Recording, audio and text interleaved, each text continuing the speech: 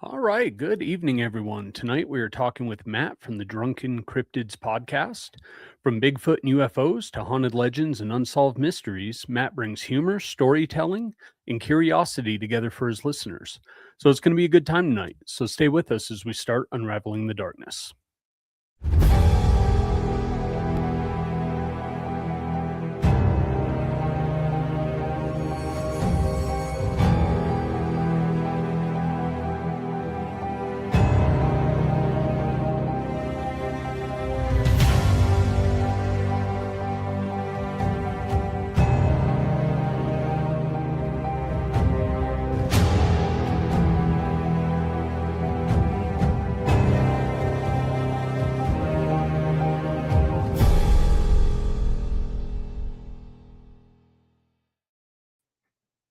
Hello. What's going on, man? Not too much. How are you? Doing well. Glad to have you back. Yeah, I know. Had a little this hiatus, we'll call it. Yeah, it's all right. Stuff happens and here we are, right? We kept it going. Here we are. I kept it going the best I could. Yeah, you killed it, man. Intros, comments. Yep. You know, how one person can do it live. Yeah. Yep. is weird to me. I don't know how. Even if they have someone sitting off to the side and running some background stuff, you know. Yep. So, but glad to have you back on. Yeah. No, it's good to be back for sure. So, what you been doing, man? I mean, work and everything kind of been. Yeah, work's been crazy. I think we talked a little bit. Went out, did a trip to Vegas. You did a few weeks ago. There. Yeah. We just did 3 days out there, just a little get out of town. And of course, the question is, did you go to the museum? Of course. Yep. Yeah. Yep. It was good. Anything happened? So did you do the regular tour or did you do like their nighttime, the RIP one? So we didn't do the nighttime one. We did the RIP where you get some of the extra stuff, right? Like you get to go down to the basement and, they give you some access to some other areas, that the general can't do. But yeah, no, we didn't do the flashlight tour. Okay. This time going out, but yeah, they've changed it. The Oddfellows room is gone. They I'm not going to spoil it for anybody, but they've changed that. Well, and he built on more. Like the last time I was out there was like a build on, and they did like the celebrity type stuff. But I know he added on to the building more. So yeah, it felt a little longer. It was a few years in between trips out there. It was good though. It was definitely worth it. I mean, feel however you want about him, but like the guy has amassed an amazing collection of artifacts. Right. Definitely. I mean, we've talked about it before, like going through, we've both had experiences there in the past, and it's there is a lot of powerful stuff in that building. Yeah, for sure. Yeah, it's impressive. They did away with a few things. I was disappointed. I was, the first time I went there, they had the outfit that Brandon Lee was wearing, during the Crow when he was killed. Right. And, they didn't have that out anymore. But I imagine they're rotating, things in and out. So probably has enough stuff now that, it's a rotation. Yep.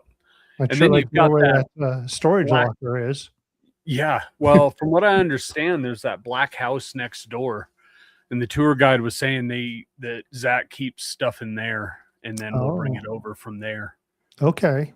So nice. But yeah, no, it was good. And then Universal opened up this multi-haunted house. So anybody that knows me, I'm big into haunted houses. And it was 4 haunted houses in one, right? It was 4 separate ones in one building, and they were all based off a movie that Universal had done. So there's been multi-million-dollar haunted houses in this warehouse that they have, and it was amazing. It was like stepping into the movie, and I was like, holy crap. Yeah, like Texas Chainsaw, it starts out going into that the creepy gas station with all the dead pig heads and stuff like that in there, and the rednecks screaming at you, but it looked just like the movie. It was amazing. It really was. Wow, that's cool. I know you had wanted to hit the punk rock museum. Did you get there? No, we didn't hit that this time. But yeah, we ended up going to the haunted house twice. Oh, geez. Yeah. The next day we were, cause we went through each one twice the first night we were there. And then the second night we're like, we got to go back. That's cool. So we went back again. Yeah. Right on. Cool. So, yeah, it was a blast. Yeah. We're going down your wheelhouse tonight. We have Matt. Yeah, from we're doing Drunken some Cryptids. cryptid stuff. Him and I were talking just before the show, and it's not only cryptids but paranormal. So we were talking about some stuff too. When you mentioned like the gas station and rednecks yelling at you, yeah, he's down there in Arkansas, and yeah, you know, we went down there. That was the stepson's first duty station was Little Rock, and yeah, I can see that being there. Yeah. I've never made it to Arkansas. I did some time in Redstone Arsenal out in Alabama, but I honestly loved it out there in Alabama. It must be something with starting with an A that makes a little right. Oh, well, let's not waste any time and let's bring him in. Sounds good, man. Hey, Matt, how are you? I was about to say you're being yelled at by rednecks. You must have been in Arkansas. Yeah, right. I'll be honest, I love this state. I'm not from here originally. Me and Aaron were talking about that before. I'm originally from Utah, and I've lived here since 2004. And this is home. I mean, I love the rednecks. I mean, my redneck brethren, let me tell you something. They can solve any problem at any time of the day with barely anything. Yep. Yeah, they'll just get imaginative, and the next thing you know, you're like, you just built a carburetor. Like, yeah, we got it, man. It's okay. Yeah. From Home Depot, PVC and shit. Right? Exactly. I mean, yeah. So I love living here. Yeah. I absolutely love it. So, but Redstone, yeah, Alabama's another good place as well. But you're right. There's something about A's. If you look in Alaska too, who all lives in Alaska? Yep. So. Yep. It's pretty funny because that's the new duty station for the stepson. So he's hitting all the areas. Yeah, well, I only flew into Alaska when I was in, so we landed and then we flew south. But that was my experience in Alaska. So yeah, but Little Rock Air Force Base is probably 20 minutes from where I live. Dude, it's out here we have F.E. Warren here in Cheyenne, and it's big. Mm-hmm. Little Rock is small. Like we drove around that, and I'm like, he's like, okay, we're done. I'm like, whoa. Yep. So it's a cool little basin out there with all the. We don't have the trees like you guys do down there, so it's very pretty down there. Oh, it's a beautiful state. And Arkansas, what makes Arkansas also unique is one, the geography that we have here. We are loaded. The whole state is loaded full of quartz. You can't dig in your backyard without running into quartz at all. And I think that's what makes Arkansas a very special, unique place when it comes to the paranormal, some of these cryptids. And we're overlooked a lot. It is because we are one of those A states, Yeah. People do just skip over it, not believe the amount of encounters, paranormal that we have here at all. And the history of the state is mind-blowing to where, I mean, we have ties in Hot Springs to Chicago mobsters. Yep. Wow. So there's so much of it here. Yeah, it's crazy. Also one of the most haunted hotels, right? I mean, the Crescent. The Crescent Hotel, and I can testify that it is haunted. I've been touched there, seen a full body apparition, and caught a really unique photo while I was doing the tour. I went last year. Me and Todd Neese went down there. Well, up there. It was down there for him, but up there for me. And he was offered a chance to speak at a Rotary Club, and they said, hey, we'll put you up the Crescent. And he goes, cool. He calls me, goes, hey, you want to go to the Crescent? And I was like, absolutely, man, let's go. So did the tour, and we're in the basement, the mortuary area, heard a noise, and the people standing right in front of me went, we all heard that, right? And they were like, yeah. So I turned around, and I took 2 pictures and took some pictures around. That's what you're supposed to do on the investigation. And Aaron's back. Yay. And then, yeah. The next morning, I was talking to my ex, and she goes, well, how was it? I was like, yeah, it was kind of cool. I heard a noise, saw a person walking in the crystal room, and going through my camera, my photos. I was like, whoa, I caught something. I was so excited. So I think I'm just pushing stuff here. Sorry. Aaron's just over here clicking buttons, man. I I do that as well. That's why I have Tommy. I'm not gonna, Tommy is my editor for the show, producer for the show. He works a lot behind the scenes on the editing, doing this, doing that. A lot of people don't realize how much work he puts into it. To where the Drunken Cryptids is plural because it's not just me that runs it. I've got Tommy that does a lot of the editing. I've got a great researcher. If I have a hard time trying to come up with digging into an issue, I just sit Chris on it, and 3 days later, Chris is like, "Look what I found." I'm like, "There's no way." One of my favorite episodes that we recorded was with the survivor from the LBL incident from 1982. So Roger, yeah. So Chris wanted to do an LBL episode, and everybody's done an LBL episode, and I didn't want to be like everybody else, and I finally said, "Fine, go ahead, do it." And 3 days later, he goes, "Hey, I found a survivor." It's like, "No, you did not." And sure enough, this guy's story, everything checks out. I could not find, I fact checked it, everything added up to where he talks about how the military were on the scene for this encounter, right on the spot, how this went down, found out the same month that he had the encounter was the same month that the, I think the 160th Special Operations Air Group was activated at Fort Campbell, which is right outside the LBL. So, which adds up. If you've been in the military, when the units are activated, they're already there. Yep. They're just not getting started. They've been there for quite a while. So, yep. We just made it official day is all it is. Yep. So it backed up. It really did. It backed up. So a lot of what he encountered, what he said. So either A, if he was BSing us, he did a lot more research than I did on the military, which is odd because I was in, or just crazy. What'd you do in the military, Matt? Oh, I was 11 Bravo air infantry. So I try not to talk too much about my military experience. I don't want that to clout over what I do now, if that makes sense. So I just tell everybody I served for 11 years, from 1993 to 2004. I've been on 5 out of 7 continents, and I have, I was injured and full medicaled out in 2004. Oh, thank you for your service. Oh, I take tips. I always feel awkward when people say that, like, "Thank you for your service." I'm like, I take tips. If you're thanking me for my service, Yep, that's what I'm going to start rocking, man, because I always feel the same way, just awkward as hell when someone says that. That is perfect response. So if you don't mind, I'm stealing that, Matt. Still away, baby, still away. I tell all my veteran brothers, do it, and sisters, do it, take it. No, I'm always like, okay, thanks, because, you feel kind of awkward, we appreciate it, that, if you're a veteran, you do appreciate the thanks, but you're also kind of awkward about it. Yep. So, I drank a lot, yep. Yeah, well, I'm actually on coffee, so I'm trying to, so it is called the Drunken Cryptids, but it should have been the Caffeinated Cryptids, to be honest with you, as much coffee as I drank. Another side effect of serving Uncle Sam. Yep. Got mine too. So let's go back to before Drunken Cryptids. Did you have any interest in the paranormal or cryptids growing up? Well, I did. So I was lucky enough, or unlucky enough, however you want to call it. I'm originally from Utah, northern Utah, a little town called Plain City outside of Ogden.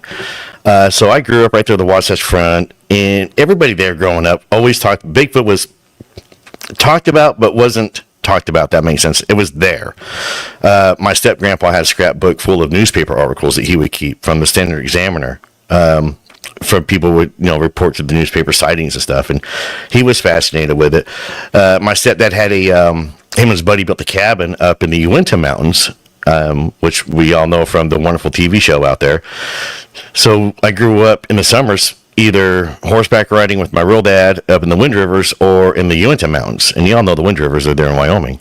Right. So I, mountain kid, grew up, never seen anything at all, nothing at all whatsoever, and never even seen a bear. Plenty of moose, elk, all the other, dangerous animals that are up there. Up in the Wind Rivers, we were riding in and we saw claw marks, from a grizz marking the trees, and my dad was like, "We ain't staying here." I was like, "Thank you." So, right. When you're already on the horse and you're already pretty tall, to where, you could look down on a shack and you're eye level with a claw mark on a tree, it's just enough to kind of unnerve you. Yep. So never encountered anything at all, but my mom had one. She encountered one in the early 80s, there in the Uintas, in the snow. my stepdad had knee surgery, so he was walking. My mom got scared. They went back, and she didn't tell my dad until that night what scared her. And he was upset because he wanted to go back and look for tracks in the snow, because it's the best way to try and find them is in the snow. So I had the interest already there. I was a kid in the library. I was reading books on UFOs. I was reading books on Bigfoot and ghosts and vampires and werewolves and all this stuff. And being from Utah, that was kind of, creepy to a lot of people. But my parents, for some reason, they encouraged it, to research and to dig in. Lived in a haunted house as a kid. Me and Aaron were talking about that. I witnessed in this house my little sister being attacked by her pillow. And if we've never seen a pillow attack somebody by itself, it's kind of a sight that will stay with you, even if you're only 6. So yeah. That sparked all my interest into the stuff. Never had anything cryptid happen to me that I know of or I can recall until 2002 when I was stationed at Fort Hood. And that's where all of this began. So I was, I'll summarize the story for you guys. It was August of 2002. I was an NCO at this point in time. The unit was I was assigned to a mech unit there at Hood, which was fun. And I'm not going to mention the unit's name. My buddies know it, but I refer to it as National Lampoon is in the Army. It was not a well unit at all, but they were doing a gunnery in North Fort Hood. They get all the Bradleys qualified. Table 8 certification means you're combat certified. So when people PCS or ETS, whatever happens, the crews change over anything, they have to be Table 8 certified. We were doing an EIB site as well as an NCOIC on that for a station there. And then, so those who weren't doing the gunnery or testing out were getting rotated out to be the NCOIC of this AHA guard. We had to guard the ammunition holding area. Normally the ammunition is set up pretty much near the range, and so it's really easy to do. It's just range personnel that kind of monitor it. But this, for some reason, the site was located completely off of the hardball, which is a main paved road, down a little tank trail to the west of the hardball, about 200, 300 meters, around 4 maybe, away from the hardball road, set up in a clearing, heavy trees behind us, clearing in front of us, and then another row of trees on the other side, and they had clear cut for either a gas line or for power lines I never put in, so I had like a little alley set up there. The ammunition was surrounded with concertina wire. Normally on these duties, you have a radio, you have a weapon. That way if something happens, that's kind of how it is. You have to sign for the weapon, you have to sign for 5 rounds of ammunition. That's the old school. You have to sign for the radio. And my first time when I showed up, there was no radio, no weapon. I was like, really? And they're like, yeah. And I was like, and the guys are leaving. He goes, yeah, you just sit here. And I was like, obviously. And he goes, yeah. So, nothing. So the first time, nothing. Yeah, that's why I call it National Lampoons in the Army. They're just like going, here, threw us out there. Go guard this. Well, thanks. The Army, very well organized. Anyways.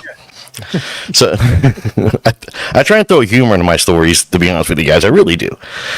So first night, nothing happens. You're off for 24 hours. You do your really duty, then you go back. And I went my second time going back there, and the guys were leaving again. Sergeant M is what I'll call him. That morning, when I pulled up my truck, he was standing there, and he looked like crap. He looked like he'd been up all night partying. Bags were under his eyes. Looked like he got no sleep. I've seen guys on CQ and staff duty that were more alert than him who did not sleep. So, and I was like, dude, did you not sleep last night? And he's like, no, man. I was like, really? He goes, yeah, we had coyotes coming in all night. And I was like, really? He goes, yeah. He goes, to where we slept in the bed of my truck. And I was like, it looked like you didn't sleep at all. And he was like, well, I couldn't sleep in the bed of my truck. It's uncomfortable. It's hard. Okay. So they leave. I had 2 guards assigned to me that were from another platoon. So I'd never worked with these kids. They'd never worked with me. And they heard the conversation about the coyotes, and they kind of stuck with them. It was a payday. That's why I can't remember. It was either a 1st or the 15th of the month, because in the service, that's when you get paid. And we had a couple of MREs. We had a camo net to kind of hide out in, while the sun's baking in Texas. And I didn't want to eat MREs. I had some pokey bait, and I was like, we just got paid. I said, I can't leave the site. I said, when do y'all want to drive down to main post, hit Burger King, bring us back some Whoppers? Then one kid goes, yeah. I said, cool, man. Here's $20. So I gave him $20. He runs down the main post. He's gone for about an hour, because that's how long it takes to get the main post and back. Comes back and he has a bag full of whoppers. So he missed. I love the infantry. When I said go get some whoppers with $20, he assumed let me go get $20 worth of whoppers. And that's what he did. So now we have leftover whoppers. So for those of you, 2002 whoppers were like $2. I mean, they were cheap. I mean, seriously, $2-3 a whopper. So $20 will get you a lot of whoppers. Today it'll get you 2. So he comes back with all these whoppers. We eat our fill. We got these leftover whoppers, and they're like, you know, the most dangerous animal in the world is a bored infantry soldier. If they're in the woods, they're in the field, and they're bored, they're going to get more creative than the rednecks, and I can promise you that, and that's where the rednecks need to go serve at. So from here, I call them Daniel Boone and David Crockett, because they've already started making bows and arrows. They've already started sharpening sticks for spears, and then they go, hey, Sarn, can we make traps for the coyotes and use the whoppers for bait? Oh, shit. And I'm like, you know what? Absolutely. Here's my entertainment now. I am about to be entertained for the next umpteen hours until morning when I get relieved by Daniel Boone and Davy Crockett. Yep. And let me tell you something. These guys put a lot of work into making these traps. They're out away from the ammunition area. They're out there, and I'm watching them. I'm going, this is great. I've got a book. I'm like, all right, rock on. We're doing it. Okay, cool. So Daniel Boone and David Crockett get their trap set up with the leftover whoppers, and they're like, yeah, we're going to catch ourselves a coyote. And internally, I'm going, no, you're not. No. Again, my entertainment for the evening is about to happen. And hey, they're under NCO supervision, right? So good to go. Exactly. Training, man. Yeah. I mean, well, I was the kind of NCO you wanted to have, but you didn't want to have, because I had an attitude problem, and you've known me for longer than a month. You would catch on. A lot of people ask, how did you stay an NCO for so long? Dumb luck, man. I was right. That was the other problem too. I was right, so I could back it up. That was my problem. So I got Daniel Boone, David Crockett there. And it's August, so it's summertime. It gets dark late. Darkness hits. I've got a little chem light glow stick. I got a little pen light. Got a can of Pringles. Life is good. I've got my Camelback water drinking, and I'm reading I'm reading a book. And Daniel Boone and David Crockett are talking, and they said, "Did you hear that?" And it was their tone or something, the way they said it, that made me pause my reading and go, "Hear what?" And they said, well, Sarn, it sounded like somebody dropped the canteen on the ground. And I was like, what? They go, yeah. It was like a half-filled canteen hit the ground. And the old plastic canteens, half-filled with water, when they would drop it, they were filled at all, they would make a distinct thunk sound. It was really unique to where you can't mistake it. Because, you hear it all the time, especially in basic, they're dropping their canteens and such. So I looked for a minute. It sounded like a car went down the hardball, hit something, the echo came traveling through where we were. I was like, guys, that's what you guys heard. And they're like, no, Sarn, no. I mean, they were adamant. No, it was a canteen. It was somebody dropped a canteen. And I was like, well, all right. So I'm quiet for a minute. I'm listening, and I realized the direction they heard the noise from, there's no bugs. There's no crickets. There's no chirping. And if you've been in Central Texas in August, it's loud. It's loud at night. Everything is chirping and screaming. They're all trying to hook up and have a good time and avoid being eaten by everything else. But they're loud about it. So to the left, it's quiet. To the right, I can hear everything going off. To my left, it's quiet. Behind me, I can hear. But right over there, I was like, all right, that's odd. Then the noise picked up to my left, and then the noise went down on my right. So I'm sitting there thinking, Daniel Boone and David Crockett haven't caught on to this yet. And I'm like, okay, now whoever was over here is now moved over to here. And again, we're out there. Fort Hood is a huge military installation. There's 2 divisions there. It's Corps headquarters. When I was there, it was home of 4th ID and 1st Cav. So 1st Cav could have been out there training. I don't know. Could have been anybody in 4th ID out there training. That's what I'm thinking. There's somebody out here thinking that we're either the Op 4 or we're the Blue 4. We're one of the 2 sides. Because we look like we have a small Alpha set up with no light, but my flashlight. So this goes on for probably maybe an hour back and forth from right to left and left to right of the noise. So again, I'm thinking there's somebody out there. And at this point in time, Daniel Boone, after a while, caught on to the noises. We're sitting there listening. And then all of a sudden the noise went back up to normal. Everything was normal and great. And we had a Humvee from the range come driving down the tank trail. Humvee pulls up, set my cam light down on top of my Pringles, my book right there. And I walk over and talking to the driver.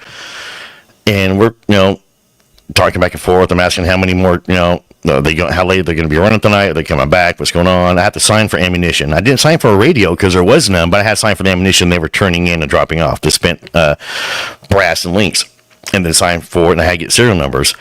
One of my guys came up to me to get my glow stick, my chem light, so he could use that to read the numbers. And I was like, looked over and was like, no, it's gone. You have it. And he goes, no, I don't have it. Nobody had the chem light. And which was the first, again, the odd thing that happened was this glow stick is just gone. So the driver gives me a box, and we go through, and so we spent about 30 minutes getting the ammunition ironed out, and just gave me the box of chem lights to keep it. He drives off. We go back over to the camo net, and I'm looking at it, and we're looking around trying to find this chem light. I keep looking, and I fully expect to see my chem light just bobbing out in the wood line. You know, like a coyote's got it in his mouth and is running around with it, is what I'm fully expecting to see. Nothing at all. And now Daniel Boone and David Crockett are a little jumpy. And I was like, you know what, guys? There's another unit out here. They're messing with us. They think we're the OPFOR or something. Let's go ahead and kind of brighten the area up that we can. We'll take the chem lights that we have left, and we'll go mark the ammunition. We'll go to every picket. We're going to mark it. That way it gives us a little bit of light over there. They don't put off a lot of light. You're not going to really see that much, but it does stand out. And they're like, okay. And if these guys were walking any closer to me, we would have been in the Navy. I'll just leave it at that as we get to the first picket. So for you Navy friends out there, you know what I'm talking about. Love you. So get the first picket, crack it, shake it, mark it, walk down, get the second one, crack it, shake it, mark it. And as I turn the corner to go to the third one, all this happens simultaneously. I step around the corner, and I step into an extreme cold spot. It is so cold that I'm stepping into, I see my breath in my flashlight. That's how cold it was. Same time of the... Yep. Yeah. So again, this is August in Fort Hood. You're not getting cold spots. You're not going to. It was so... And then to my left, where they heard it from, I heard, and it was a loud, distinct thunk. So I'm looking. I mean, I'm got my head. I'm head back, and I'm trying to step back into the cold spot. These guys are right behind me. That's how I cracked the joke of, we've been in close. We've been in the Navy, so I'm bumping into them, and I'm looking, and they're freaking out. So, did you hear it? Did you hear it? I'm like, yes, I hear it. I heard it. I heard it. Somebody's out here. Now I have confirmation. Somebody's out here. Continue marking and get it marked. We go back to the camo net, and that's when the same time though, it was quiet. It was quiet. Around us was quiet. You could hear in the distance away from us the insects and activity going off, but around us, you could just tell it was quiet. And I mean, I'm using my little pin light, my little mag light. I'm flashing around, looking like, okay, hey, we're not playing the game. We're not in y'all's little training session here. And I'm like, okay, cool, we're getting out. Okay, I'm gonna separate us. So I pull us out of the camo net and move us about 10 feet. And beside the little road, the tank trail we came in on was a berm. And on our side of the berm was a good Texas thicket. And if you've been to Texas, in central Texas, you know those thickets are really good. They're gnarled, they're lower to the ground, and you're just not going to get through them. And the berm kind of sloped up. The highest peak probably got about maybe 7 feet up, and it kind of sloped down on both ends towards where we were parked at, and down towards the main hardball. And then I put us in between, I had maybe... outreach my arm, and maybe 3 feet from my arm ago was where the thicket was at, and then to my left was where the ammunition was, and I was facing the direction of the hardball, and then I had Daniel Boone and David Crockett on my other shoulder, and we were squatted down, and we weren't in this position very long, maybe a few minutes before something starts walking towards us, and it's walking straight towards me, and it's clearly bipedal. It's a step, it's a step, it's a step, it's a step. And there was a tree line right there, and I'm trying to get my head down to silhouette this thing to get, I can see it from the tree line separated. There's no moon, so all we had was star illumination. It was, obviously dark that night. And I got my pen light, my little mag light in my hand, and I was just waiting. And everything in me screamed, and to my mind, it was about 4 feet in front of me by the steps. And of course, it's dark. Your adrenaline's pumping, so I could be wrong. But in my mind, again, it was 4 feet, and I clicked that flashlight on. And again, two things happened simultaneously when the light came on. First off, nothing was in front of me at all. But immediately to my right in that thicket, something bolts out of the thicket up over the berm. I jump up at this point, and I sprint around the thicket to get up on top of the berm to chase whatever. I just bolted out of here. thinking, I've got you now. As I get on top of the berm, this rock goes flying overhead, lands behind me, big rock. There's a thump, thump, like a bowling ball sound, like it would hit the ground. Boom, boom. You know, it's not going to bounce that many times.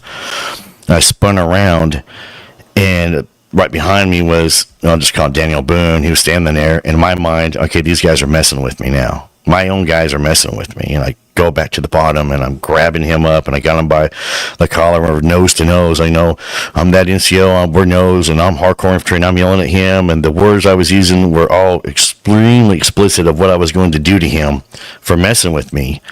And again, for some reason this night, two things happen every time simultaneously. First thing I realize, he's crying.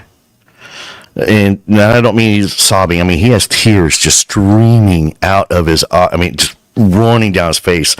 Freaked out. He's gibbering and jabbering. He's not making any sense. You know, I'm yelling at him about to kill him. And he's freaked out. And behind me in the thick woods, this log just goes like something stepped on it. And I was like, shoved off of him, like, oh, I got you bastards now. When I sprint into the woods, I got maybe 10, 15 feet in these woods. And I had my little mag light on. And this was probably the most scared I've ever been in my life for some reason. I don't know why, but remembering it, I was absolutely terrified. It was dark. Even with my mag light on, it felt like the light wasn't doing enough to even try and illuminate around us. It was just like this oppressive, just coming down on you. It's beating down on you. And I have two memories. Like I said, everything comes in twos this night.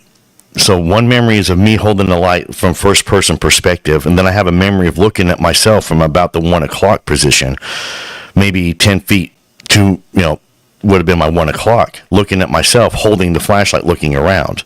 So I'm remembering seeing myself holding the light, and I'm remembering seeing me hold the light, if that makes sense. So I was looking at myself simultaneously, which makes no sense to me. So my memory of this is really weird, of that tree line, because I remember holding the light and I remember looking at me. I can clearly see me in uniform moving my flashlight like this, trying to see what was going on. And I can clearly remember me doing the same thing. So with that oppressive darkness, everything coming in, I just slowly backed out. And I got back out and I got on the tank trail, and I felt completely just devastated, beat. It was depressing. It was like all those horrible dark emotions you can feel with just all at once. And I looked over to my right, and I saw my truck, and I was like, oh. And I walked over to my truck, and I started my truck up, and I turned the headlights on, and I turned the brights on, and it illuminated the whole area. And I'm going, I have you now. I've got you now. I got light. I'm happy. I'm safe. I'm good to go. And then your training kicks in, and your discipline kicks in. Noise and light discipline. You got to do this. You got to do that. So I reached in. I turned my truck off. I turned my lights off so I wouldn't kill the battery. And then it was 2002. The year before, a movie came out. It was a really big, popular movie, and everybody went saw it, and I went saw it, and everybody started emulating what they were doing. So I was dumb and put neons on my vehicle, compliments of Fast and Furious. Okay, everybody did it, and every police station in the country should be grateful for that movie, because they wrote a lot of tickets for a lot of people putting neons on. Everybody had a Honda Civic. Yep. I had an S10 pickup, but I had neons on, and I had a switch, so I could switch them on and off. So the guys, I switch it off, trying to be sneaky. But MPs were pulling everybody. It was crazy. So I reached in, and I turned my neons on, and they were blue, and they were pretty bright blue, especially in the dark, and it kind of illuminated right there in front of my truck. I'm like, okay. And I walk back over to the camo net, and Daniel Boone and David Crockett are literally hugging. And I don't mean they're scared. They're freaking out, and they're begging, Sergeant, can we go? Can we go? Can we go? Can we go? Can we go? And I'm like, no, we can't. And I pull out a cigarette, and I lit a cigarette, and I was like, it's okay. And I looked over to my truck, and something walked in front of it. It winked the driver's side neon, and I dropped my cigarette. And the truck was 15 feet from me. I'm there in a matter of seconds. Nothing is running up and down the road. Nothing ran into the wood line. Nothing's under the vehicles, because I was looking. And I come back, and I remember that it had not moved, and I picked up my cigarette that was still smoking.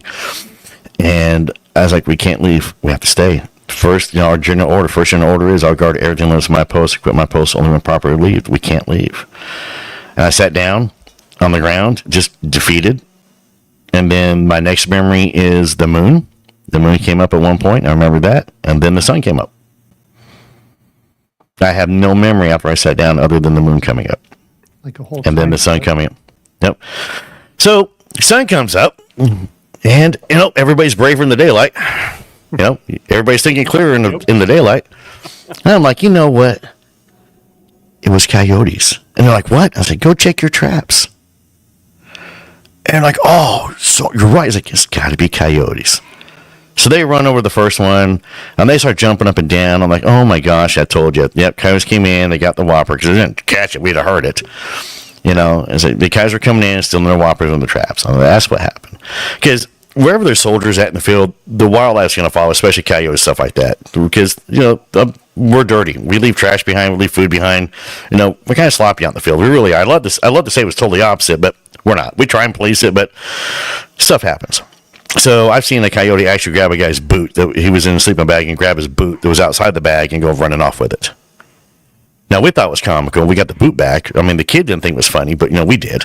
So having this coyotes come in to where we're at is nothing new at all in your alphas and where the soldiers are. So I walk on over, and I'm all cocky and sure, like, yep, I'm right. It's coyotes.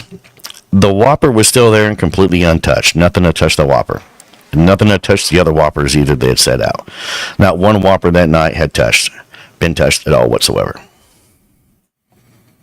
Interesting. Wow. Huh. Was there any kind of, it seems like it was kind of close at one point. Was there any kind of smell or anything that came with it? Not that I can remember, no. Wow. It was. And so, that freaked me out to the point when I got home, my ex looked at me and she even thought, where have you been? Because I looked beat up, bags under my eyes, the whole kit and caboodle. So it was enough to where that night, I was with a buddy of mine, we're going to grill out, his wife and my wife, and we're going to hang out, drink some beers, and have a good time. And we got there, we get there, and he's looking at me, he's like, you all right? No. And he goes, what? I said, you're not going to believe me. And he goes, tell me. So I told him the story. He was like, oh, what do you want to do? I said, I want to go back out there right now. Make sure those guys are okay. That relieved me. Yep. And he goes, let's go. So we did. We jumped in my truck. We drove all the way back out there, the North Fort Hood, to the guard site. When I pulled up, the guy that relieved me goes, what the hell are you doing here? I was, I think I left my knife. It was my grandfather's. I think it fell in my pocket. I'm going to look for it, come with any excuse. Well, I'm asking, so is everything okay? You don't come and go, so weird noises, weird things walking up on you, anything doing it, you don't do that. So I'm like, hey, so everything normal? And it felt normal. I'll be honest with you. It felt when I got there to check on them and to fake look for my knife, it felt like you would be a normal night in the woods, nothing abnormal, no goosebumps, no freakiness, nothing at all. And we were there and we kind of visited for about 30 minutes. And I kept looking around. And at one point, we went to the truck and I told my buddy Sam that who'd gone through with me, I said, that's where I ran into the woods at, was right over here. And I kind of pointed out a little bit, part of the story. So we got in the truck driving back and he's like, hey man, I got nothing. I was like, yeah, me neither. So, but that was in 2002. And with the world events that happened in 2002, 2003, 2004, and so forth, it got actually pushed in the back of my mind. And it was some years later, I was watching, it was about 2009.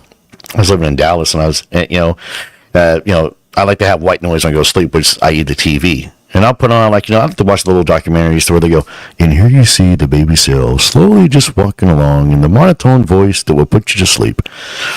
So there's a show on Bigfoot. And again, I was like, all right, cool, I'll check this out. And they started talking about rocks being thrown at him. And I will not forget, I sat up in bed and I was like, no, that happened to me. And I was going, but how could that be Bigfoot? So it didn't make sense. So that started my journey back into figuring out what took place with all this that happened that night.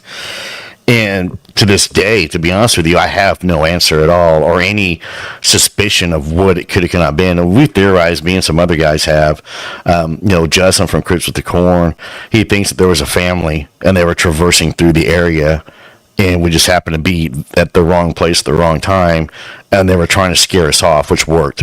Well, we couldn't leave, but it scared us, and which would make sense to a point, but at the same time too, though, it just, I didn't see it. I mean, it was right in front of me, and I turned the light on, and there was nothing there. Well, there's been some interesting stuff coming out. It's been theorized for a while, but I don't remember. It was a couple seasons ago with like Expedition Bigfoot, where they caught a heat signature just dissolving into nothing on a thermal camera in front of them.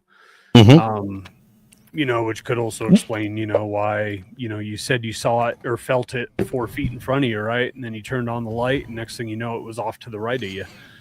And then different effects like that too, how you have the joint memory, right, of you shining the light, and then that third person view of you shining the light looking around. Maybe that was mind speak. Yeah, that very well could have been mind speak on that one. So the cloaking thing, it has come up, and the only thing I've heard close to my encounter was on Tony Merkel's show last year. He had these two guys from Tennessee or from Alabama, Mississippi, somewhere right there in that area, and they described the same thing, to where something was coming to them. They could not see it, but they heard it clearly trying to step in the water, the splash, and they're trying to, the same type of encounter. And for the cloaking, like on the TV show with the thermal stuff, the only thing I'll tell everybody is that thermal is a great tool to use. If you've ever spent any time actually playing with thermal in the woods, things do disappear that are there. I can walk and step. I stepped right. They were my last investigation. We had caught some really amazing eye shine. And so the next night we're doing some debunking. We're trying to, break it down. And right behind where the eye shine was at was a little ravine, and something, I don't know what it was, had built a hide with trees right there. They built a little structure. And as soon as I stepped behind it, my thermal went away. So when it comes to the thermal footage, that's and that's from being out researching it, because I'll be honest with you, what they put on the show was really amazing, absolutely amazing footage, and especially for it to disappear. I don't think it had anything to do with a portal per se, because I'm not going to ever talk bad about portals, because maybe that's what the thunk was, but noise in the cold spot instead of bug flying on me. But I think that whatever was there was possibly either into a spider crawl type movement. I do believe that they move on all fours more often than not. I think that's a little bit more comfortable route that they're going to take, mainly because of the fact of the matter, about 90% of encounters people report in always start off with the one saying, "It stood up." Yep. It stood up. It stood up. It stood up. And that's, the eye shine encounter that we had last year as well, the way it moved was completely unnatural. Where, I'm getting close to it. I'm walking up on it as it's flowing from left to right. It drops down. A straight line. It was a straight line. It was not head bobbing. It was not, bebopping. Not like a lumbering. Exactly. It was a straight line. It was like staring straight at us. It just goes whoop, drops down. And Chris was on my right, and when it dropped down, I'm walking towards it. He drew a sidearm, and I saw it in my peripheral. And at first, I was upset because I didn't want him to draw a weapon, because I used to carry when I would go out there, and training kicks in. You see something, the first thing I'm doing is raising a rifle up, and I had scope, was trying to zoom in, and possibly got zapped. I think that's what happened to me that day. Is I got zapped because I was sick and all messed up after that. But drops down, flows over again to the right. When it dropped down the first time, though, the first drop, that's probably maybe 15 feet, and it blinked. And I'm not gonna lie, I took a step back. I was like, "Okay, you're real. Okay, you're real. Yep. Let's get closer." I'm the first one dead in every horror movie. So I'm walking towards it. It goes to the right, and it dropped down again. It was so low to the ground. It was like on ground level. And I got maybe 7 feet from this thing, and all of a sudden it just closed its eyes and. No rustling of leaves, no running off, no breaking branches, nothing at all. There's no reason why a 7-foot creature that's anywhere between 8 and 1,100 pounds is going to be able to stealthily go through the Arkansas foliage. Yep. Yeah, granted. Now, through the Wind River and they're going through there and you don't hear them, How can that be any different? They go on all fours, or their feet are so heavily padded to where it helps absorb the sound. Because pumas, mountain lions have their heavily padded feet to where they're able to walk that way silently. But they're also pumas do, mountain lions do it because they have 4 legs, so they're able to evenly distribute their weight to make them quieter. I think this is why they do go down the spider crawl, is because not because they're trying to hide from us and they're trying to be sneaky, like, oh, the humans are following me. I think it's their more natural gait. Again, I'm a bipedal creature. You guys are bipedal creatures.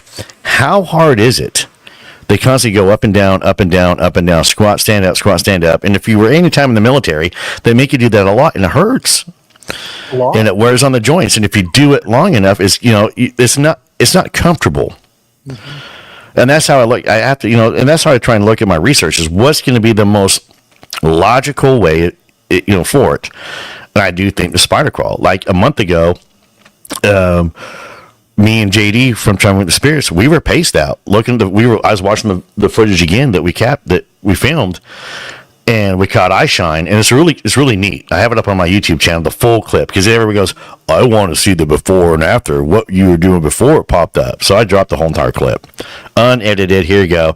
I hit the record button saying, all right, we're walking in the woods because we're going to go debunk some eye shine, and then a couple minutes later, oh, there it is. Thinking it was a fence post, and it moved, and I get excited on the camera. It's kind of funny.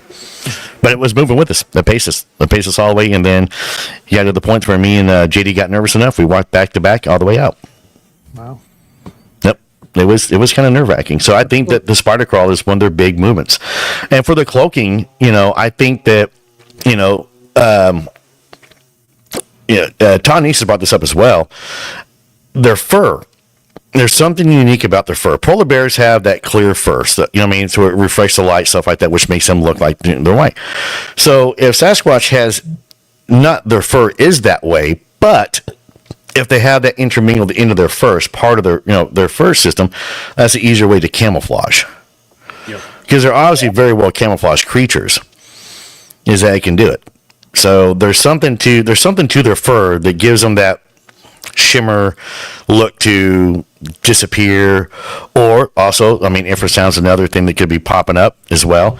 They emit infrasound around them, and that's what makes us feel uneasy when they're about, is because they're emitting that infrasound. Because it seems like whenever I'm on a research, we'll be walking along, and all of a sudden out of nowhere I just break out in goosebumps, and everybody around me's got, hey, I've got goosebumps. I'm like, okay, they're close. And I think it's where a lot of people start associating with, well, I can sense them. No, I think you're feeling that infrasound coming off of them, and that's what's creating it. Same thing when we go into paranormal investigations. You're looking for high EMFs. High EMF readings that come off certain things can make you feel, dread, can make you feel like you're being watched, can make you feel all these things. So that could put off that whole, you're having a paranormal encounter and you just got like your internet box is spilling out more EMFs than it should. Yep. Or you got to lose power lines and stuff, So when we do our research, we look at all these things across the board, but I should not get high EMFs when I'm out in the woods. No. Right. So what do you make of your missing time after your encounter? Do you think that was just, stress induced, or do you think it was? I think it's a combination. I think it could have been stress induced. I think if we did get zapped, there was a lot of the infrasound. I think it just tapped us out. We collapsed, and I think and we slept. But again, with the way we looked, that rough, ragged look, even with possibly sleeping, or whatever happened to us, terrified us enough to where we don't remember it. Walked it out. Yep. Which is impossible. Like I said, this was probably one of the scariest nights I've had in my life, and I've had some really, really scary ones afterward that I didn't. Anyways, but this one just because it doesn't make sense. And I'll be honest with you, if I would have had a weapon honestly with ammo in it, I probably would have fired at one point in time. Yeah. Me assuming where it's going to be at, and that's just a little ranger in me going, "Hey, pop, pop." You know what I mean? Yep. So.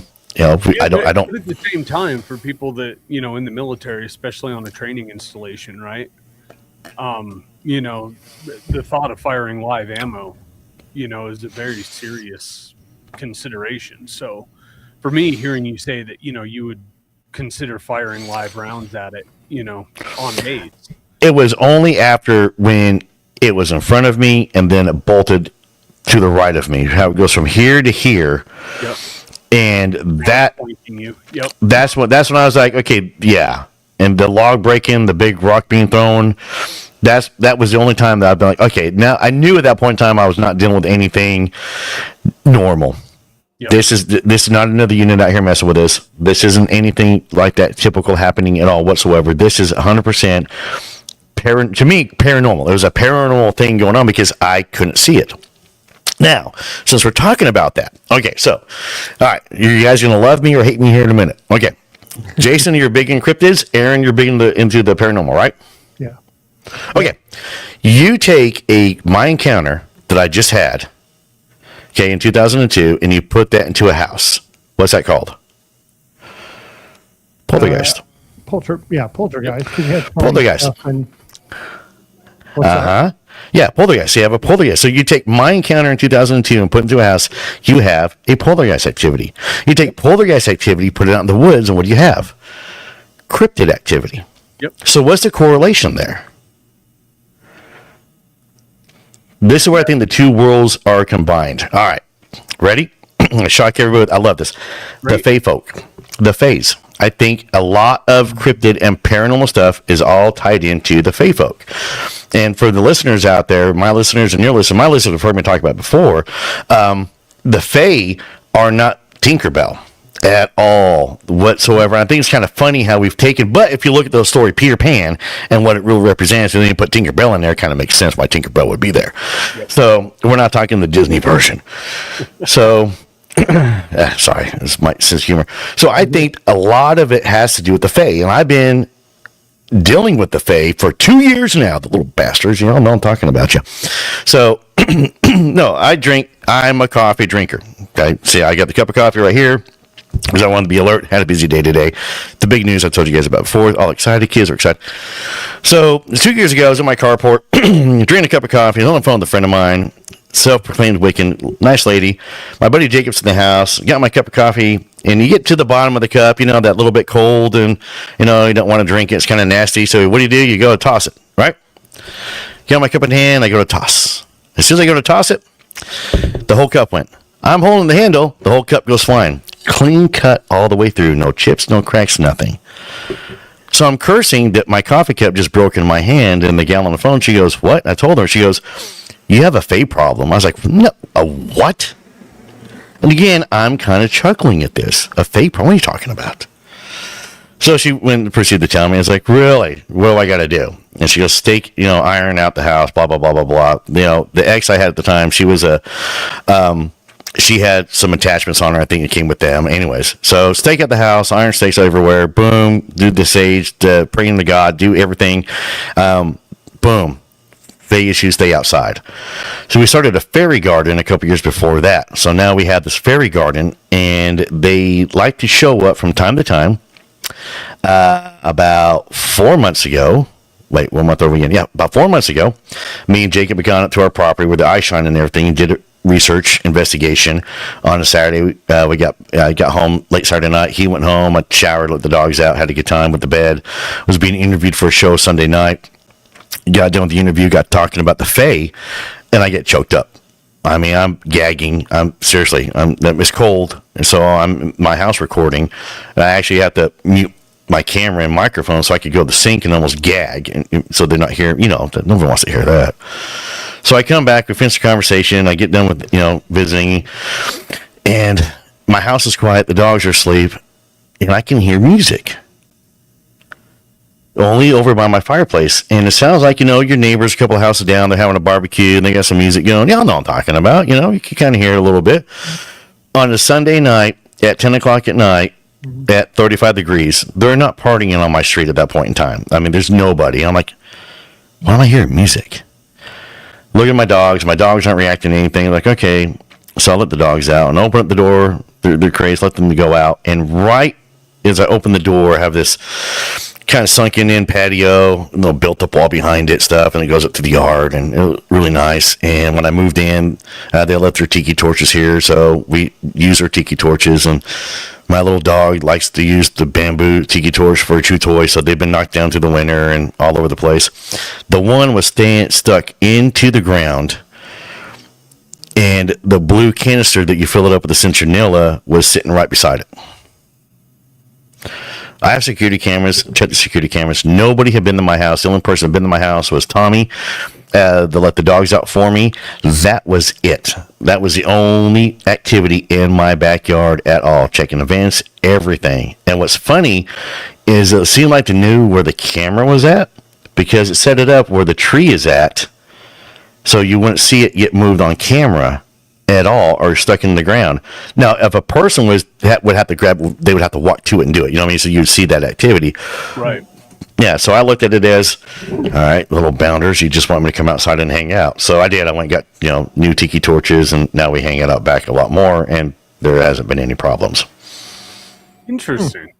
So, but yeah, I look at the face. So think about it. Okay, so you have houses now. We have subdivisions being built. You have homes being built 10 years ago, okay? 10 years ago. Why are they haunted? Yep. Right. So brand new subdivision right there, why they're being haunted. There's two reasons why. Either A, they're inviting the entities in because you have the most powerful Ouija board in your hand with you at all times, or it was built on a special Fey area. In Iceland, they actually build their roads around Fey areas and troll areas. They'll spend millions of dollars to detour a road so it doesn't go through. Us, on the other hand, I did an episode on Tahoe Tessie, and there was a sacred cave right there that the tribes were using all the time. We went and built a highway. What do? Go right through the cave. Yep. So, that's one of my theories as well. In the woods, there's numerous times encounters. You'll see people describe seeing these creatures with glowing eyes, or all of a sudden they were there, they were gone, or like the gifting stuff and the weird things that sometimes kind of happens with that. And I'm wondering if some of the encounters that people are reporting and seeing are actually Fey. The Fey folk out there just trying to either A, scare us off, because if you look at some of the Native American, traditions when it comes to these beings, either A, they were considered a friend of the Force, or B, they were terrifying. Mm-hmm. Or C, pretty much, and all of them all agreed, pretty much just leave it alone. Just leave it alone. Yep. And that's exactly how I view that. You look at the Pacific Northwest on their totem poles. They have a deer and bear, and they have, see rabbits and fox and everything on there, and Bigfoot. Why would they have all these real creatures and then one mythological creature? That makes no sense to me. Well, and that's kind of more the area and the path you see, right? Like more in the Northwest. Well, they're all over the country. I think they were recognized more. I think, Well, they did totem poles out west. Down here they didn't. Down south they didn't do them. It's like skinwalkers. Everybody's like, "Oh, we got skinwalkers." I'm like, no, they're more out west. They're Pacific tribe. Other tribes had their version of skinwalkers, but Skinwalker Ranch is what really launched the skinwalker thing into being. And I think that we have more sightings again because we're manifesting them through the power of this. So we're taking a mistaken identity of something that is cryptid or paranormal out there, and we're turning it into something else. Is what I do fully believe when it comes to that. Now, I think the Fae are responsible for a lot of our hauntings. Not all of them, obviously, because as you guys know, digging into the paranormal, not everything's a demon. Yeah. Okay, I'll just leave it at that. Yeah. Because I have my opinion, and he has his, and I'll just leave it at that. Because can't mention his name because he'll sue you. Right. I'll just leave it at that. But y'all know who I'm talking about. In all the haunting locations I've been to, the only one that I've ever been scared of was that one when I was a kid. I've had places I've gone to where I didn't want to be there. I felt unnerved and uncomfortable. But the only time was the house when I was a kid, and that was a very active entity. And that's my next question. I like to ask people as well, what's a ghost? What is a ghost? My theory is a ghost and a spirit are two different things. Okay. So I consider a ghost to be that, why did the word just, like a residual haunt, right? Like I see that more as a ghost. Okay. A residual, that tape player where it's going same time, whatever. And a spirit being the intelligent one that's answering your questions or manipulating the equipment to answer your question. So more intelligent as a spirit, more residual as a ghost is how I look at them. I agree 100%. Now, so my next question I'd like to ask folks is this. So what's the spirit? Because you need the classic answer. Oh, it's a dead person. This person's passed on. So I view all my research and everything I do, I view it from a Christian perspective. I really do. I don't believe that you can do what we do with the research and the shows and everything, get the stories and encounters in from everybody, and not actually have some sort of, the evidence of God being there. So I view all my evidence through that perspective of lens. And the research I've done when it comes to ghosts and such is there was only a move that started during the Victorian era through seances, the mediums and stuff that were pushing this thing, being able to communicate with your dead Aunt Edna, or this, because the most powerful emotion that humans have, that man has, is grief. Love is there, and love goes up and down. You know what I mean? Hate goes up and down. Hate can be turned into love, and love can be turned into hate. We know that, but grief is powerful. I mean, I've seen people do some of the weird, through grief. I just read an article a couple of weeks ago about a lady who got approved to go over to Europe to commit suicide, unalive herself. I'm trying to get politically correct there. Unalive herself because she was mourning the passing of her son. You know what I mean? So the power of grief, what does that open us up to through the power of grief? How many people have like their ashes or remains of loved ones in their house and stuff like that kept around? I mean, it states clearly we're not supposed to do that. So what does that grief invite into that we're allowed to? We lost somebody. He's good. Oh, okay. Okay. Oh, but then okay, but what is that grief? What is that grief? Invited into. So that's how I kind of view it. Yeah, being the kind of the most powerful, that does really make you think about what can happen when you're grieving. Or I got to see something pretty weird with grief. I grew up on a reservation, and one of my grandmas died, and my dad received something that was supposed to be for someone else. And the grief was rough for about a year, and we had to go back up and do some ceremony stuff and medicine men and go that route to really clear out whatever spell or hex or however you want to put that out. He received that was supposed to be for someone else. So it is really powerful. I agree. No, yeah. So that's been my thing, and it's just I don't know. Again, I have all theories because nobody's an expert. Nobody really knows what these things are. I mean, a ghost very well could be dead people. I mean, it could be, but I do think that Hollywood and novelization since the Victorian era has actually magnified that more than anything else. I mean, there's been a spiritual warfare going on, since the beginning of our time, and way before the beginning of our time. It is how I view it. And if you look at where everything's gone 200 years ago, if you'd have gone to your preacher and said, hey man, I think my house is haunted, I got some stuff going on, they'd have shown up in force and prayers, and I mean, they gone to battle. I mean, they're right there ready to go do war. Now, if you go to most of the time, if you go to your minister or preacher, not all of them are this way, but if you go to them and say, hey, I'm having activity in my house, this is crazy, they're either going to ask A, what drugs are you on, or B, what drugs should you be on? Mm-hmm. Yep. So what do you think of elementals? So I just got asked about elementals recently, which is kind of funny. I put the elementals into the fairy folk thing. Yeah, because there's something to that, because we already know, the government and those of us, the government's come out and say we have interdimensional crap. That's where they're coming from. My question is, okay, you've talked to them. How come we can't talk to them? And the reason why is because, well, they have the cure for cancer, and Big Pharma is going to hate that. So, but okay, they're interdimensional. Well, we know that heaven and hell are two different dimensions right there that we go to, right? So then we also know that the Fae have their own dimension too. If you look at all the Fae legends, all the Fae stories, everything, and the other funny part about it is, though, they have the cool thing, they have 6 fingers. The Nephilim are responsible, or known as to having the 6 fingers and stuff like that tied into. So I think this ties into with them in this other dimension spot. Because when God flooded the world, they couldn't, they died, they couldn't go to heaven or hell. So what, they go to somewhere else. Like, I think the shadow people could be the spirits of the watchers. Because if you look at how a typical shadow person encounter is, they're looking at you, and then you see them seeing you, and they run. Yep. They bolt. They're gone. They're not hanging around. The last one I saw was in Texas, and I was looking and going, that's somebody looking at me. And I'm in bed. There's somebody peeking around, into my bedroom. And I was going, is that my daughter? No, my daughter's in California.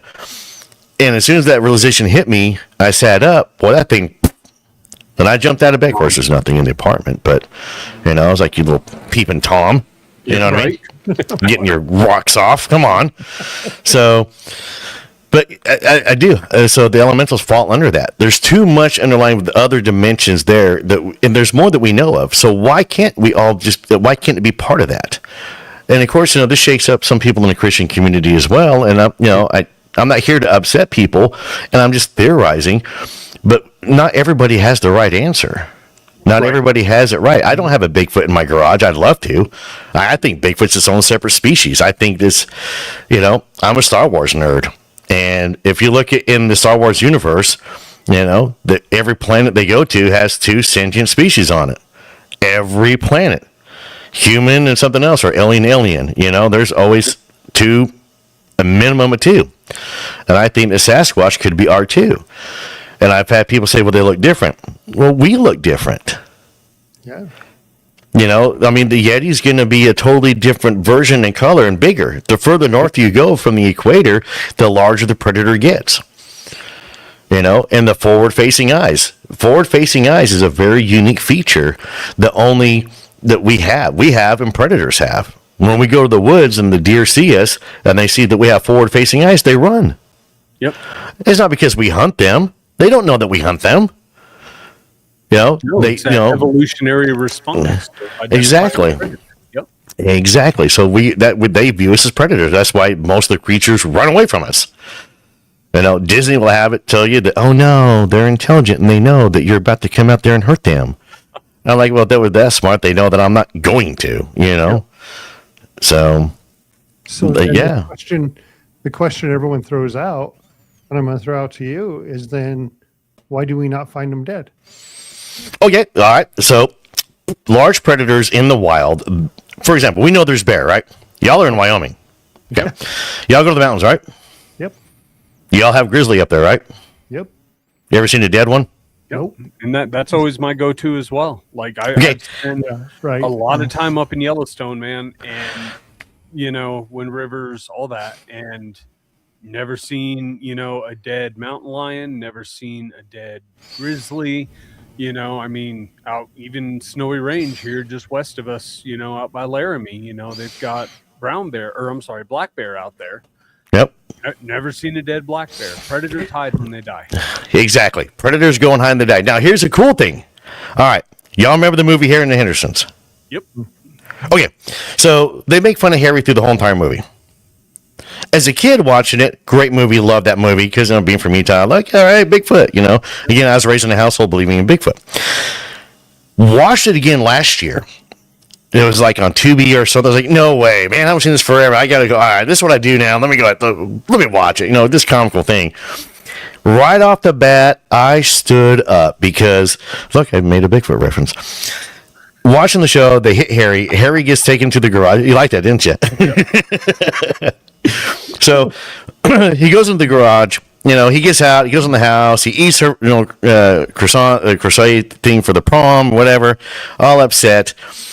The family runs outside, and he starts seeing the dead animals. And he grabs them, and he runs outside, and he goes to the flower garden, and he starts to bury them. Yep. He looks at the Hendersons, not in a, oh, how dare you kill my friends. It's, why weren't mourning, sad? Yep. And that got me thinking. I was like, whoa. That kind of makes sense. Yep.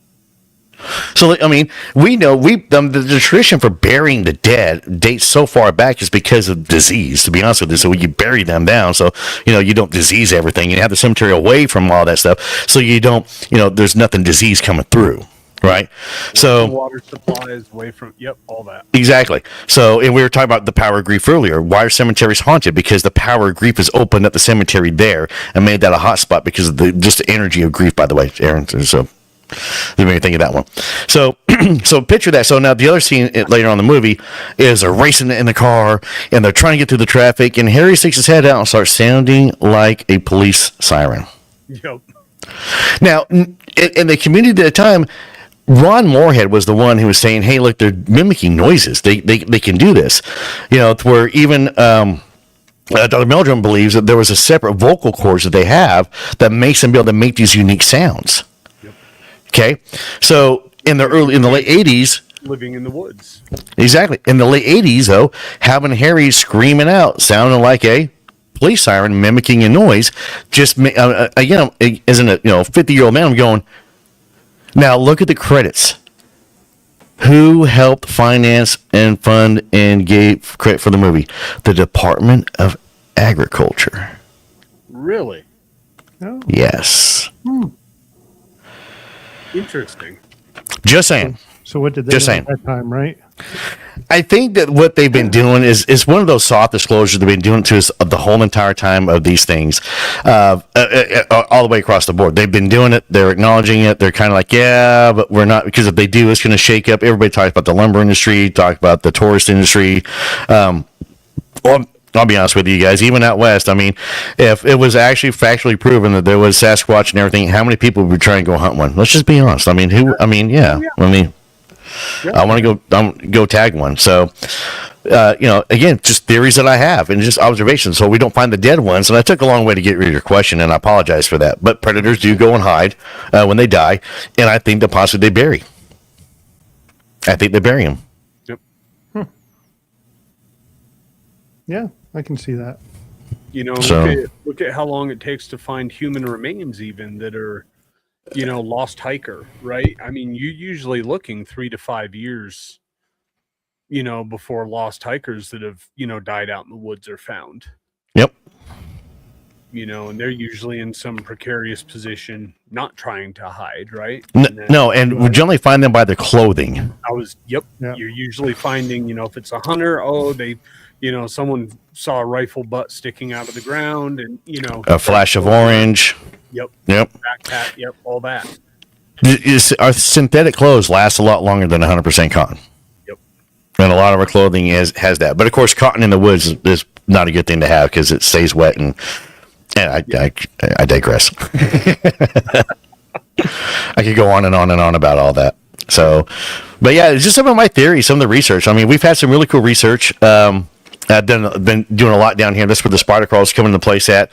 What I am learning is I think that we have separate clans or groups, or I crack a joke calling them an orgy because somebody knows what a group of Bigfoot is. So I'm like, why not call it an orgy? Yeah, it's an orgy of Bigfoot. I mean, hey, that's a T-shirt. Hey, so you're the one to document it. You can call it whatever the hell you want, man. There you go. Exactly. Yeah. So, like, we have one hot spot, and we went there 2 months ago with JD from Joan the Spirits. And I'm not gonna lie, as soon as we got there, right off the bat, we turned all the trucks and everything off, and everybody's getting out. And sure enough, there goes a whoop. And I was like, no. No. And then when another one, I was like, okay, y'all have somebody out here messing with me. And they start jumping up and down. Matthew, come look at it. We found a track. I'm like, no, y'all are setting me up. Yep. Y'all are setting me up. No, it was a pretty active, interesting evening that night. So at the campground we were at, this will make you laugh. We go back and we're sitting there, we're having a beer, and I'm going, how cool was that? And JD's like, yeah, man, my buddy Jacob, yeah. And all of a sudden we hear whoop, whoop. I'm like, no way. At the campground. They were whooping back and forth at the campground. What was the distance between where you were researching and there then? It was pretty good. It was a pretty good distance. We had to drive all the way out. We used the campground for a base, so we had to drive and get there, then we drove back. So it got so loud at 4 o'clock in the morning, it woke up the whole entire campground. For people who weren't even there for Bigfoot, we're like, what was that noise last night? And there's me, cup of coffee in hand, Bigfoot. So we go out. So we go to a different area that night, and crazy activity, crazy fun. To where at one point in time, I thought we were surrounded. It was silent. Every hair was standing up. I would have the flashlight. I was fully expecting to see a bunch of eye shine. Nothing was there. I get back on top of the hill. Me and Jacob and Super Dave, Sasquatch Dave. He's got all the thermals and everything, night vision, and they're running. They're like, we're not getting anything. The pond behind us where the frogs are going nuts suddenly got quiet. And I'm like, yeah, well, all right, guys, this is your pond. I mean, that's how I felt about it. This is yours. Y'all can have it. Yep. But we get back to the camp, and you guys, JD. So have you guys met Larry yet from Chumming? Yeah. Yep. Yeah, we had them on, and we were over on their show too. Yep. Okay, so picture the scene of Larry. All right. We're by the fire. Larry's been there all day. He's all excited. We got a lot of cheater. We got some recordings. JD had gone to the bathroom. It's 2:00 in the morning. I'm finishing a beer. And right behind Larry at the river, it goes, yo. And I looked over at Jacob, and Larry looked at me, and he goes, was that your stomach? And I went, no, that was behind you at the river. And I looked at Jacob again, and we're looking like, okay. And I went, you think that was on the other side of the levee or this side? And he goes, because I have bad hearing, obviously, from my fun times that I had from 1993 to 2004. And he goes, no, I think it was on the other side. Sounds like it was over there. I was like, awesome. But we had tracks right there at the campground. Chatter, whoops. I mean, I've heard whoops and stuff, but now I finally get the sound. I mean, yeah, kind of it sounds like it's almost on the level of the Sierra sounds. It exactly what it was. So we get a lot of chatter in Ozark, but on the private property that I had that's north of here, we don't get chatter. They are like, they'll whistle. And I haven't caught the whistles yet. The property owners have heard it. And it's like a whole bunch of neighbors right there, over 80 acres that we're allowed to go investigate. They're all having stuff. They've heard whistles. They've heard, I haven't heard it yet. I get the eye shine. And I've been huffed at. The only thing that's happened to me there noise-wise was being huffed at. And then we had one growl. And that very well could have been a bobcat, so I can't rule that out. You know what I mean? Because you have to sign on the air cautions. That very well could have been a bobcat. Yeah. So then the last time with JD was there, we did get a bobcat, and that thing was not happy. And on camera, you hear me telling Ray, the property owner, okay, back up, because whatever's down there is pissed, and he does not want us nowhere near it. Yeah. And that's when we got the first eye shine. Was about we came back on top of the ridge and is out to the left. And that's the one where JD goes, that's got to be a fence post. Because it wasn't moving. It wasn't blinking. It was just like mean mugging us. Just staring. I even got a picture of us going, well, okay, I got a picture. Maybe it is a fence post, but it's a cool picture. It looks like eye shine. And that's when, a couple hours later, about 12:30 at night, 12:30 in the morning is when JD goes, want to go debunk that? I was like, yeah, let's go. And that's when I hit the record button and boom. Just something told me to hit record, and it's great footage. It's really good footage. I get excited. Now that's over on YouTube, you said? So yeah, it's on my YouTube channel. The the Drunken Cryptid channel? Drunken Cryptid channel. Yes, sir. So it sounds like a lot of, places you've worked have been, reported by other people, right? You're going off of reports and then going out and researching more. What kind of tips do you have for someone that wants to kind of try to go out and find their own hot spot? Just go pound the ground. So here's a funny thing too. So, all right, not only just go pound the ground, but first off, so I'll take my kids to national parks.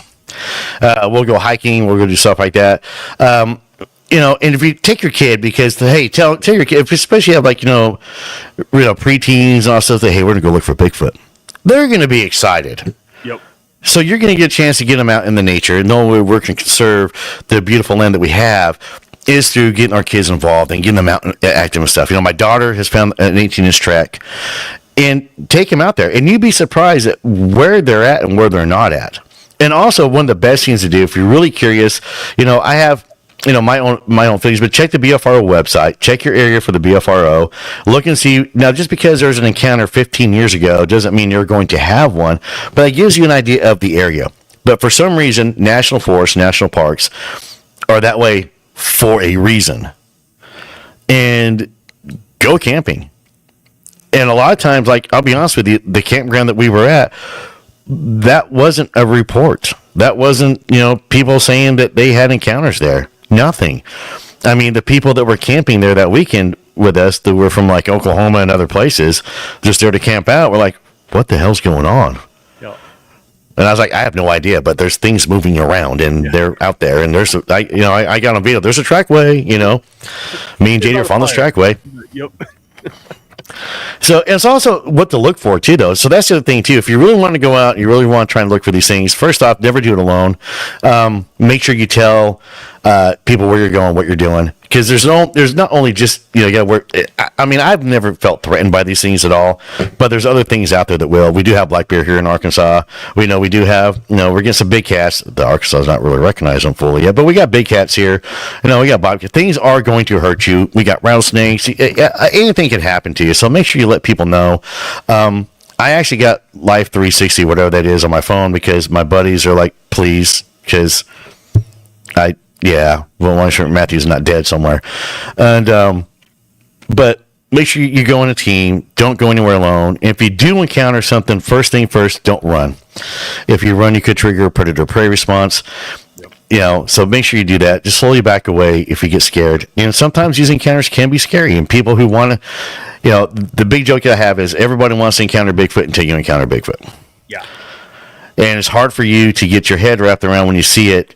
It's there. It's hard for you because you're told your whole entire life that, like in a haunted house, you're going to blow it off in a haunted house for as long as possible until the ghost slaps you in the face and says, "I'm right here." You know what I mean? Or the spirit or whatever it is. And Sasquatch has a tendency to do that. And I think there's a higher population than what we estimate. Again, I think, all theories. But just start off with the woods. And if you want to, there's plenty of Facebook groups out there. So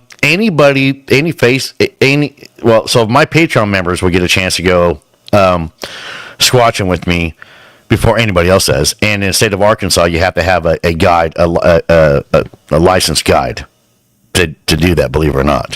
Really? So, I got to take people on guided trips and stuff like that. You know what I mean? So that's what it would be. Gotcha. But again, too, though, check the BFR website, check Facebook. There's plenty of groups out there. But make sure you check the group out. There's a lot of people that just go on and say, yeah, come on out. It's going to cost you $200 to hang out with me and $15, and I can't guarantee nothing. Yep. And I'll be honest with you, you can't guarantee any kind of cryptid or paranormal activity.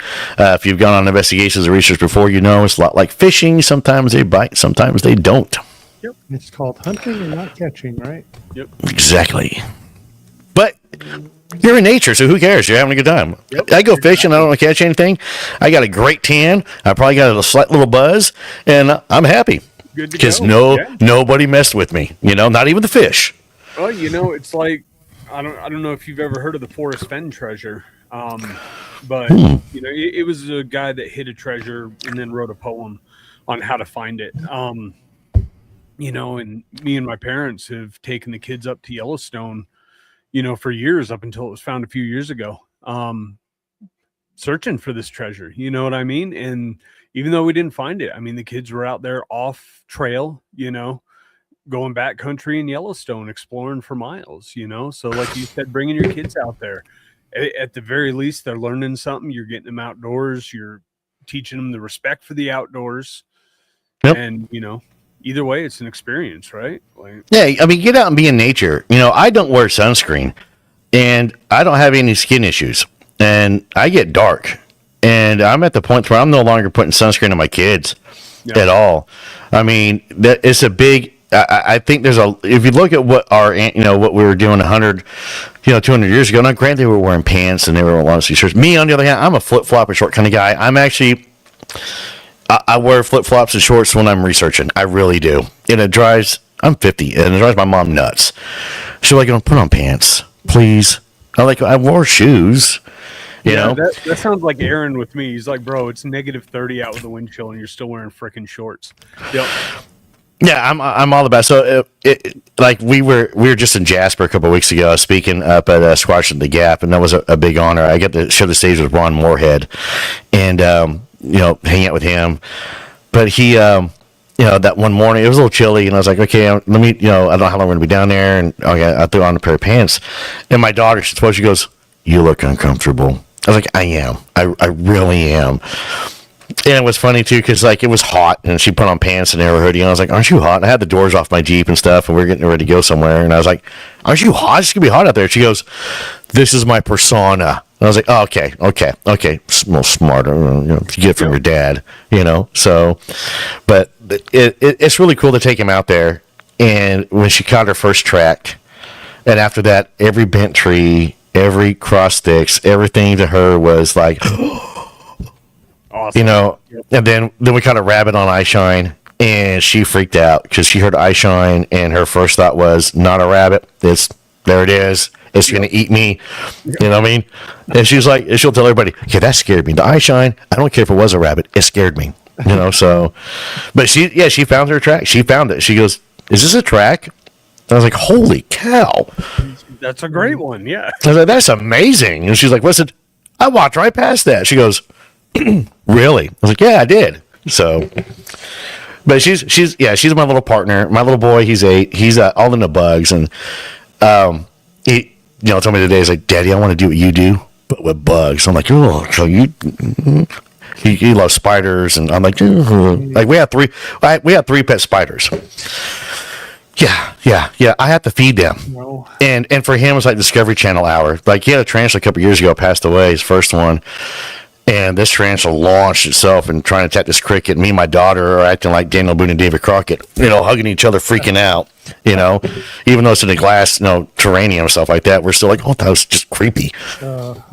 Yeah, nope. Can't do them. No. But again, the way I look at it is this: it's nerdy, it's out there. I love that form. He's into something. I'm into Bigfoot, man. I can look for monsters and stuff. So my little boy wants to collect spiders and stuff. I'm right there with you, buddy. It creeps me out, but here you got jumping spider. You got 2 tarantulas now. Rock on. We're watching them grow. He's learning. He's keeping when they molt. He's keeping that. He's got he reads books, man. I mean, he is super smart, and he is It's now where people send me pictures going, hey, ask Ben what kind of spider this is. And I go, hey, what kind of spiders? I go, oh, well, that is he's 8. He's 8. And you spit these facts out about these spiders like there's no tomorrow, man. Nice. There's my daughter. She's a little smarty, little social, athletic, soccer, band, all that stuff. She's all over the place. And, so, yeah, my kids got my 2 different personalities. That's good.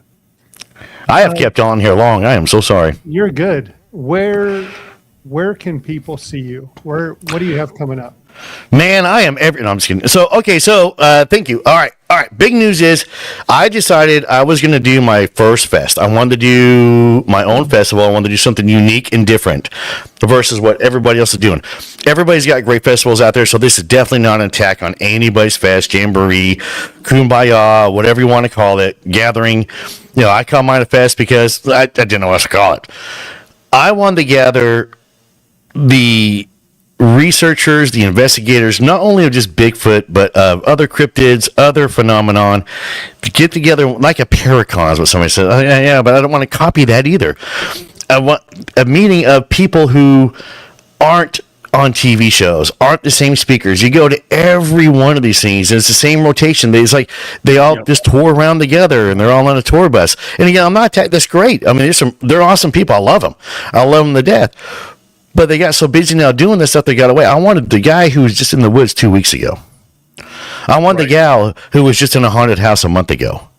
And, recording phenomena and discussing it and stuff like that.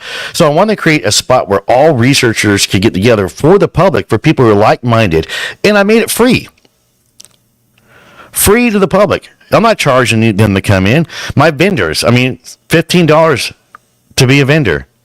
Because I want vendors who are going to be there, be unique and to make money as well. And to get into, I'm not doing this to be, make money off of this thing. The only thing that this costs money for is I did a VIP section, and that's for my VIP speakers, and they're great. I've got Todd Neese, who's headlining. He's got over 30 years out there researching and stuff, been on numerous TV shows. Okay. I was on a TV show with him as well. I've got Rod Nichols out of San Antonio, and Rod has made himself, very familiar, because I hate to use the term expert, very familiar with tree structures, all because of a YouTube channel that you saw in 2020. And he's like, no way, there's no way they're here in San Antonio. And now he's got himself trained to go out to the woods and look. So he's going to show what he's looking for when he goes out there. Not bushwhackers and stuff like that. This is actually, hey, this is a strange phenomenon. How to look. for that. So I've got Rod Nichols coming. I got Michael Cook, who's been featured on These Woods Are Haunted. He's got a couple books. He's out there researching still, all the time. He's going to be there. I've got Bessie Kowalski, who's moved here from Oklahoma, who is an author, but her books have nothing to do with her research. You know what I mean? She's got great storybooks, awesome story. And she's going to be talking about her paranormal investigations and research she did out there in Oklahoma and what they came up and discovered. And then I've got Justin and Jay from Cryptids of the Corn, and they're going to come in with a unique perspective on some of this UFO phenomenon. I already know what they've talked about before, what it is. They've been on shows talking about it. It's organic UFOs. And Justin does such a great dive into this, and the research that he has done is amazing. And they've got new research they're willing to share, and those are the only thing that you have to pay for. Then I have free speakers to the public. You met JD and Larry already. They're speaking. I've got Daniel from the Cryptid Podcast. I've got Nevermore Hollows, and I've got John Fike from Miss Monsters and Mullets. So they're going to be speaking to the public. Nice. So this is where get people like money, get the information out there for people who've had encounters, who have questions, or just curious, like, hey, I is it real? And be able to, and a lot of times too, though, if you've had an encounter, for a lot of folks, it is a life-changing event. It does PTSD you. It does leave a scar. It does leave a mark. Hence why we're all doing what we're doing, I think, on our end, because it did this to us, and this is one of our ways of outlet. For my show, I want to create a platform where they are safe. I've had, people would say, oh, that was a crazy episode. It was crazy to the person who experienced it. You just had to listen to it. Can you imagine going through that? I had one lady, it took her 45 minutes of talking before she finally got to the encounter because she was nervous about getting to it. And to be honest with you, I sat there the whole entire time going, yes, ma'am, keep going. You're doing great. Nice. Yeah. It's a safe space. It's a safe for everybody to be able to come together to talk about. So that's the Arkansas Crypto Fest. That's coming up in 2 weeks on June 6th here in North Little Rock. So I'm hosting that one. I am going to be at the Ohio Bigfoot Jamboree 3 in Ada, Ohio, the first part of October.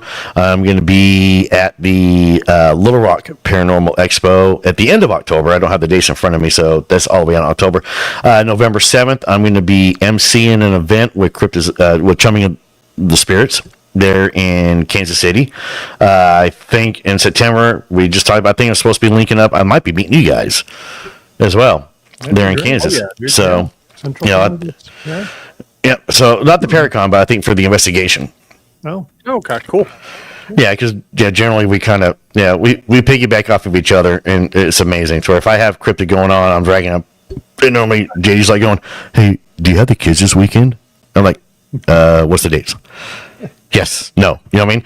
Yep. And so if I say those guys for lunch one day, when we go out for that investigation, you will. I'll be honest with you, JD and Larry are absolutely great, and you'll love hanging out with them. Well, so I think between us and them and you and we all support each other, and that's been the best. I know they shared our post about having you on tonight, and we've had them on, and they've had us on, and yep, that's what we're doing, right? Now we got to get you guys on. Yeah, we'll definitely come on. I mean, I don't have Bigfoot stuff. Again, everybody thinks Drunken Cryptid is all about Bigfoot. It's not. I want to hear the paranormal. I want your UFO encounters. Did you see a Fae? I want to hear about it. That's what I tell everybody. I want to hear. I want to know, because the only way we're going to get to the bottom of this phenomenon is if we don't share information. Yeah.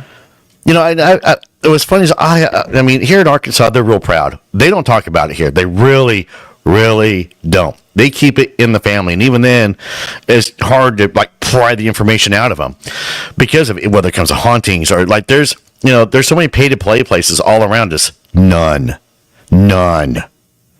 They don't. But here, I could take you 20 minutes away to the most haunted location in Central Arkansas. I think I can take it this way. There's no pay-to-play places up here. Well, you're desolate.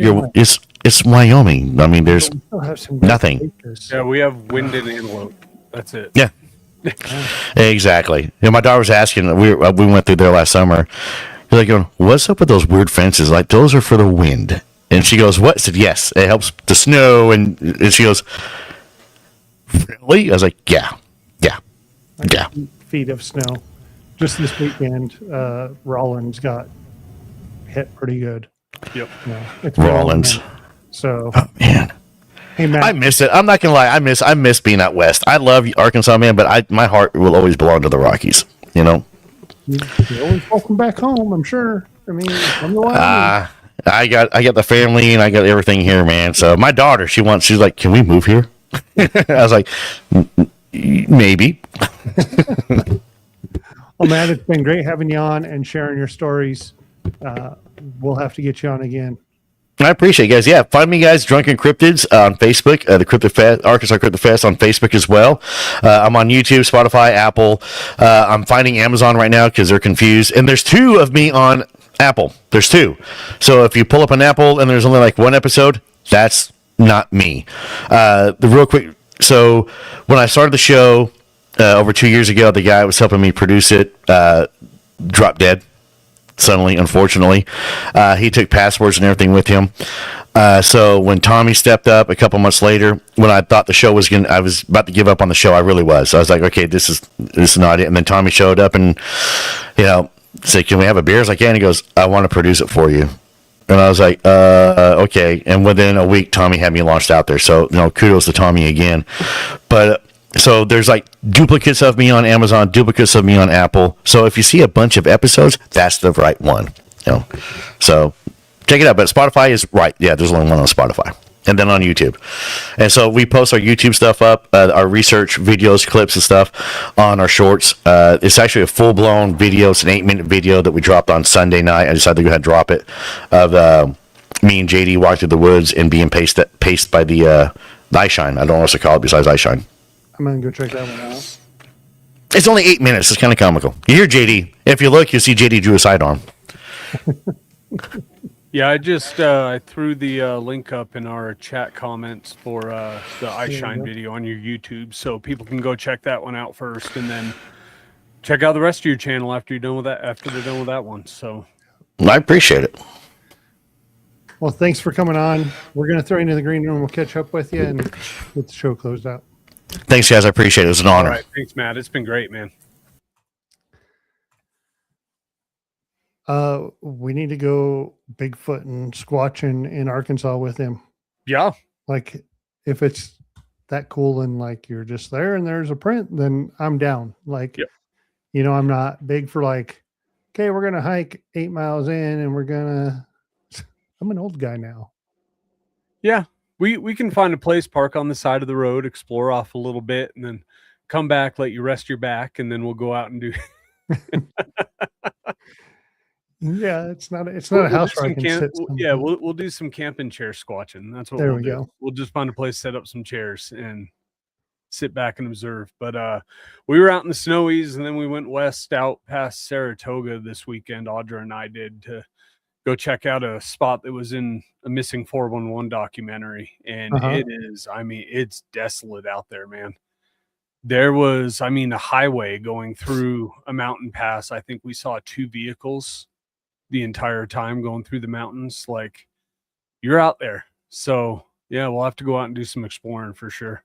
Well, you were 411 and we were investigating a residence in Colorado.